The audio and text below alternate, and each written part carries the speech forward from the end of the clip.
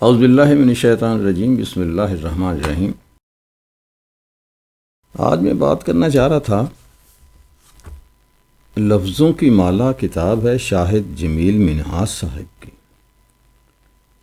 اچھا، میں بھول گیا تھا، کتاب دیکھی تو پتہ چلا کہ اس کے اندر تو میں نے بھی کچھ لکھا تھا، یعنی اس کتاب کے چھپنے سے پہلے منہاس صاحب نے مجھ سے رابطہ کیا کہ جی میں اس پہ لکھ دوں۔ جو میری اور ان کی بات ہوئی وہی میں نے اس میں لکھ بھی دی تھی۔ یہ کتاب ہے جی ان کی، شاہد جمیل منہاس صاحب کی کتاب کا نام ہے لفظوں کی مالا۔ یہ جو ہیں شاہد جمیل صاحب ہیں۔ اچھا، شاہد صاحب کے بارے میں ویسے اگر گفتگو میں کروں تو بہت ہی نستعلیق قسم کے انسان ہیں، اور مجھے اس دن بڑی خوشی ہوئی جب انہوں نے کہا کہ میں نے ایک اسکول جو ہے نا وہ خرید لیا ہے اور میں اب اس کو چلانا چاہتا ہوں۔ اچھا، مجھے وہ لوگ بڑے اچھے لگتے ہیں جی جو ایک رسکی کام کا بیڑا اٹھاتے ہیں اور پھر اس کا بیڑا غرق نہیں کرتے۔ تو رسک لینا اچھا بات ہے، زندگی میں کامیاب وہی ہوتے ہیں جو رسک لیتے ہیں۔ اس پہ بہت سارے لوگوں کی رائے بھی موجود ہے، ذرا سا تعارف اس کے بیک پہ ہے، میں کرا دوں۔ نام شاہد جمیل منہاس صاحب ہیں، ولدیت جی راجہ ایوب خان منہاس ہے، آبائی وطن ان کا ساگری ہے، راولپنڈی۔ تاریخ پیدائش 3 جون 1973 ہے، اور اس پہ جو ہے مختلف لوگوں کی آراء شامل ہیں، جس میں حنیف لودھی صاحب جو ہیں وہ لکھتے ہیں کہ ان کے موضوعات کا بنیادی ماخذ انسان اور انسانیت ہے، جس کی طرف توجہ عام لکھاریوں کی کم ہی ہوتی ہے۔ وہ چھوٹے چھوٹے جملوں میں ان کا کرب بھی بیان کرتے ہیں اور اسلامی تعلیمات کی روشنی میں اپنے پڑھنے والے میں مدد اور احساس کا جذبہ بھی بیدار کرتے نظر آتے ہیں۔ ارشد ملک صاحب نے لکھا ہے جی کہ شاہد جمیل جو ہیں وہ موجودہ دور کے ان کالم نگاروں میں شامل ہوتے ہیں جنہوں نے کالم نگاری کے تمام تر لوازمات کو خوبصورتی سے نبھاتے ہوئے سچائی کے دامن کو نہیں چھوڑا۔ پروفیسر خالد بوترال لکھتے ہیں جی لفظوں کی مالا شاہد جمیل منہاس کی علمی اور ادبی کاوش ہے۔ اپنی اس تخلیق میں انہوں نے معاشرے کے ایک حساس فرد ہونے کے ساتھ ساتھ ایک ہمدرد ترجمان کا کردار بھی نبھایا ہے۔ اچھا، یہ میری انہوں نے ایک تحریر سے کچھ بات لی ہے کہ اس پہ بات کریں گے، میں آپ کو جو مضمون میرا اس کے ساتھ شامل ہے اس میں۔ اور امجد محمود منہاس صاحب ہیں، انہوں نے کہا کہ آپ ایک کالج کے پرنسپل اور پیشے کے اعتبار سے پروفیسر، استاد، علاقے کے لحاظ سے پٹواری اور قوم راجپوت ہے، اور آپ کے کالم میں کبھی کبھی استادی، پٹواری اور راجپوتی والی سختی بھی چھا جاتی ہے۔ اوکے، بہرحال جی صاحب نے اپنی محبت کا اظہار کیا ہے، اور یہ کتاب جب چھپ گئی تو یہ 20 اپریل 18 کو انہوں نے مجھے پیش کی تھی، اور اس میں جو کالم ہیں وہ مجھے اس لیے ان کے جو عنوانات تھے نا جی، انہوں نے مجھے بہت مزہ دیا کہ جس طرح سے پہلا ہی جو کالم ہے اس کا نام ہے یہ دنیا جو ہے مکڑی کا جالا ہے، ہن صدا گھر جامی، دنیا کی بہادر ترین فوج، پاک فوج پہ بھی ہے، اس کے بعد یقین جانیے ہم کسی سے کم نہیں، بابری مسجد پہ ہے، روہنگیا کے مسلمان، برما کے ابھی برف نہیں پگھلی۔ مطلب یہ ان کے جو موضوعات ہوتے ہیں مقامی بھی ہوتے ہیں اور بین الاقوامی بھی ہوتے ہیں اور امہ سے تعلق بھی رکھتے ہیں۔ اچھا، انہوں نے اپنی کتاب کا آغاز، اچھا شاعر بھی ہیں، شاعر ہونے کے ساتھ ساتھ یہ خاص طور پر حمد اور نعت جو ہیں وہ لکھتے ہیں، اور انہوں نے اپنی حمد سے ہی اس کتاب کا آغاز کیا ہے۔ حمد پڑھتے ہیں جی۔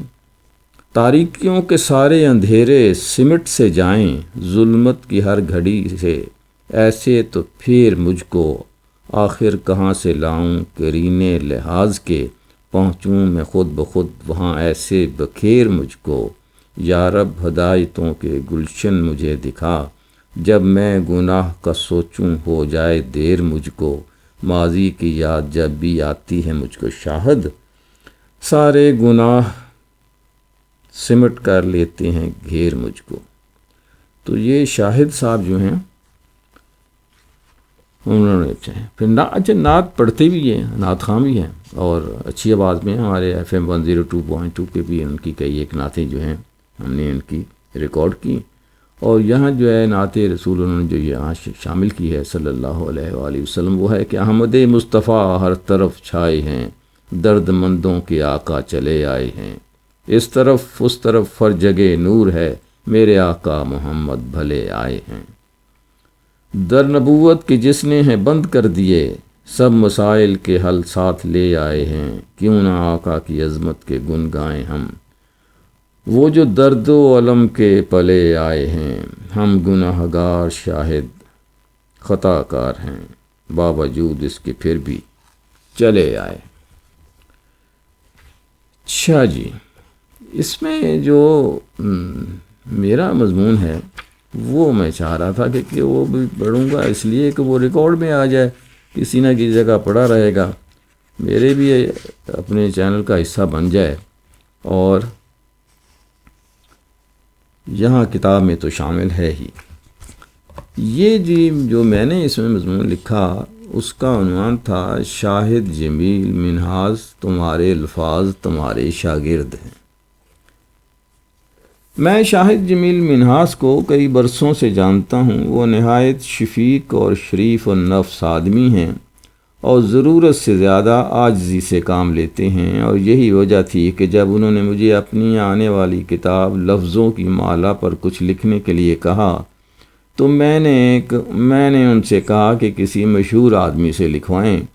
مشہور آدمی سے لکھوانے کا ایک فائدہ تو یہ ہوتا ہے کہ آپ کی کتاب کی قدر و قیمت بڑھ جاتی ہے، اور دوسرا یہ کہ اس مشہور آدمی کی شہرت سے آپ کو بھی تھوڑا بہت حصہ مل جاتا ہے، اور لوگ کہتے ہیں کہ اتنے بڑے اور مشہور آدمی نے شاہد جمیل کی کتاب پر لکھا ہے تو کتاب اچھی ہی ہوگی، اور میں نے انکار ان کی ہمدردی میں کیا تھا تاکہ ان کو کوئی فائدہ پہنچے، لیکن وہ بضد تھے کہ نہیں میں ہی لکھوں، جبکہ میں جانتا ہوں کہ میرے لکھنے سے نہ ان کی قدر و قیمت میں اضافہ ہوگا اور نہ ہی کتاب کی منزلت بڑھے گی۔ ہاں یہ کہہ سکتا ہوں کہ انہوں نے مجھ جاہل کو اس قابل سمجھا۔ مجھے ان کے کالموں کا عنوان آبروئے ماں اس لیے پسند ہے کہ اگر کالم کار اور کالم نگار اپنی لکھائی کو اپنی عزت سمجھے تو وہ جھوٹ نہیں لکھ سکتا، کسی کی پگڑی نہیں اچھال سکتا، لفافوں کے لیے سچ کو جھوٹ اور جھوٹ کو سچ میں نہیں بدل سکتا، کیونکہ وہ یہ سمجھتا ہے کہ یہ اس کی عزت ہے۔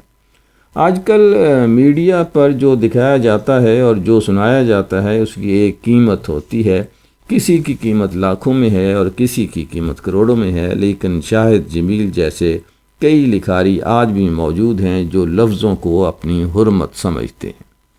اس طرح میری خواہش رہی کہ ایک سرمایہ دار جب اپنی فیکٹری سے بننے والے کپڑے پر اپنا نام لکھے تو اسے اپنی عزت سمجھے، اس میں کھوٹ نہ ہو، یعنی جب ایک سرمایہ دار اپنے کارخانے سے نکلنے والے کسی بھی پروڈکٹ کو اپنا نام دے تو اس میں ملاوٹ نہ کرے بلکہ وہ اسے اپنی عزت سمجھے، جبکہ اس پاکستان میں دودھ جیسی نعمت کو بھی ناخالص بنا دیا جاتا ہے۔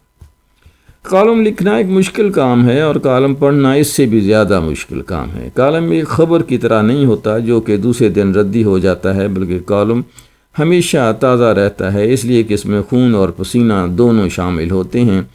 خبر کے پیچھے صرف ایک واقعہ ہوتا ہے، جبکہ کالم کے پیچھے ایک زندگی ہوتی ہے، برسوں کا تجربہ اور مشاہدہ ہوتا ہے۔ میں نے ان کی کتاب آبروئے ماں کے کالم پڑھے ہیں، اور مجھے یہ کہنے میں کوئی یاد نہیں کہ ان کی تحریروں میں محنت اور محبت زیادہ نظر آتی ہے۔ ان کے الفاظ ایسے پھولوں کی طرح ہوتے ہیں جن پر شبنم کم اور خوشبو زیادہ ہوتی ہے۔ ان کی تحریر پڑھنے کے بعد آپ کو اندازہ ہوتا ہے کہ اس میں جواب کم اور سوال زیادہ ہیں۔ شاہد جمیل منہاس چونکہ شاعر بھی ہیں، اس لیے ان کی نثر میں شاعری کی خوشبو مہکتی ہے، اور کیا اچھے شعروں کا انتخاب موجود ہے۔ لفظوں کی مالا میں مجھے ایک خوشبو محسوس ہوتی ہے جو وطن کی مٹی کی خوشبو ہے۔ یہ نایاب خوشبو آج کل مفقود ہے۔ ان لفظوں میں ان ہاتھوں اور قلموں کو چومنے کو دل کرتا ہے۔ مجھے افسوس ہے کہ شاید جمیل منہاس کبھی مشہور لکھاری نہیں بن سکے گا، کیونکہ اسے تو یہ بھی معلوم نہیں کہ اپنی کتاب کے لیے تحریر کس سے لکھوانی چاہیے، کیونکہ وہ بڑے لکھاریوں کے سامنے ہاتھ جوڑ کر کھڑے نہیں ہوتے، لیکن خوشی اس بات کی ہے کہ انہیں یہ معلوم ہے کہ اگر قیامت کا سور پھونکا جا چکا ہو اور آپ ایک بیج کاشت کرنا چاہتے ہوں تو اسے کاشت کر دیں۔ ایک استاد کے لیے اس کے شاگرد بیج کی طرح ہوتے ہیں جو کہ دوسروں کے لیے پھل اور پھول اور سایہ لے کر آتے ہیں۔ نیکی کبھی رائے گاہ نہیں جاتی، اور یہ فریضہ شاہد جمیل بحیثیت ایک استاد اور کالج کے پرنسپل بخوبی سر انجام دے رہے ہیں۔ شاہد جمیل منہاس، تمہارے الفاظ اور تمہارے شاگرد وہ نیکیاں ہیں جو کبھی رائے گاہ نہیں جائیں گی۔ خوش رہیں۔ اظہر نیاز، رفا انٹرنیشنل یونیورسٹی، اسلام آباد، پاکستان۔ یہ لفظوں کی مالا جو کتاب تھی، اس میں ایک تحریر میری اس میں موجود تھی، اور لوگوں کو بھی تحریریں موجود ہیں، اور سب نے اپنی محبت کا اظہار کیا، میں نے بھی اپنی محبت کا اظہار کیا۔ تو شاہد جمیل منہاس، خوش رہو یار، اور اسی طرح سے لکھتے رہو اور اسی طرح سے محبتیں بانٹتے رہو۔ میں ہمیشہ آپ مجھے اچھے لگتے ہیں، لیکن ہوتا یہ کہ ہماری ملاقات جو ہے وہ کم ہوتی ہے، اور جب ملاقات بھی ہوتی ہے تو تم جو ہے وہ سننے پہ زیادہ گزارا کرتے ہو اور بولنا کم پسند کرتے ہو۔ شاید میرے کسی عزت و احترام کی وجہ سے، یا ویسے ہی تم کم بولتے ہو۔ اچھی بات ہے جو کم بولنے، اور صوفیوں کی جو علامتیں بھی ہے کہ ایک صوفی جو ہے وہ کم کھاتا ہے، کم بولتا ہے اور کم سوتا ہے۔ اللہ تعالیٰ آپ کو آسانیاں عطا فرمائے اور آسانیاں تقسیم کرنے کی توفیق عطا فرمائے۔ جزاک اللہ۔